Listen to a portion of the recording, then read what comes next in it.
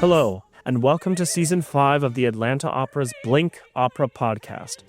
I'm Canadian tenor Josh Lovell, and I'm excited to make my Atlanta Opera debut performing Jupiter in the upcoming performances of Handel's Semele.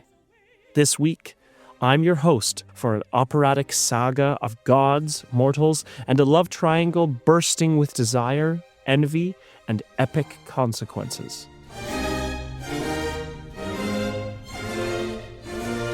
A fun fact for me is that I've been connected to this role of Jupiter ever since I started studying music. One of the well-known arias from this opera is called Where'er You Walk, and it is in fact the first aria that I ever learned. I then used this aria for all of my auditions for my bachelor programs, and I ended up studying with a tenor named Benjamin Butterfield. He was an expert at this role, and through the years we continued to work on this aria, and as my technique and my voice grew, I always came back to this role. So when I was finally offered the opportunity to perform Jupiter here at Atlanta, I was extremely excited. Now let's dive into the plot. In ancient Thebes, King Cadmus arranged a perfect match. His daughter Semele is set to marry the noble Athamas. A temple has been raised in honor of the goddess Juno, and sacred flames signal divine approval. But Semele harbors a secret. She's fallen in love with Jupiter, king of the gods, and dreads this marriage. As the ceremony begins, she pleads silently for Jupiter to save her. Thunder cracks across the sky, the flames on the altar go out, and the wedding is over. Then Semele vanishes, spirited away by Jupiter himself. Back in the temple, panic spreads. Only Athamas and Semele's sister Ino remain. When Cadmus returns, he brings news no one expected. Semele has been taken to the realm of the gods. Far from the world of mortals, Semele wakes in a divine palace built by Jupiter and guarded by giants that never sleep. Jupiter comes to her in human form and promises his eternal devotion. Despite receiving all of his love and affection, Semele is still mortal and feels anxious and dissatisfied with her position.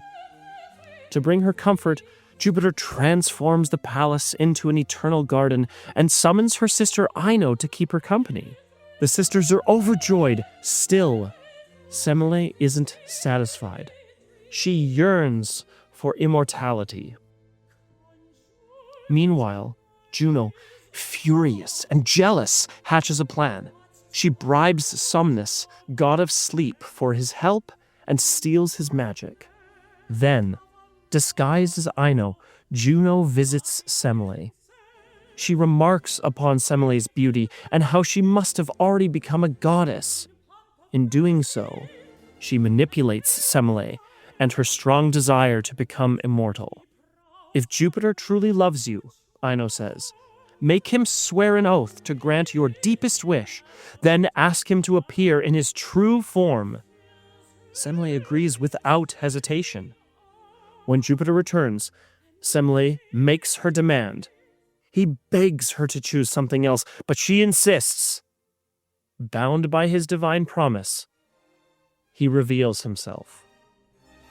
A fiery storm erupts. Lightning fills the air. Jupiter appears not as a man, but as a god in his full, blinding glory. Semele realizes her mistake, but it's too late. She is consumed by fire. Ino returns to Earth with the terrible news. But Jupiter has one final revelation. From Semele's ashes, her unborn child has survived. His name is Bacchus, god of wine and ecstasy, a new divine force born from passion and sorrow. All rejoice in this fortunate outcome born from tragedy. Thank you for joining us on this week's episode of the Atlanta Opera podcast, BlinkOpera. If you enjoyed learning about Semele, please rate and review this podcast on Apple Podcasts. It's a great way for more people like you to find out about our content. And don't forget to follow the Atlanta Opera podcast for more great episodes.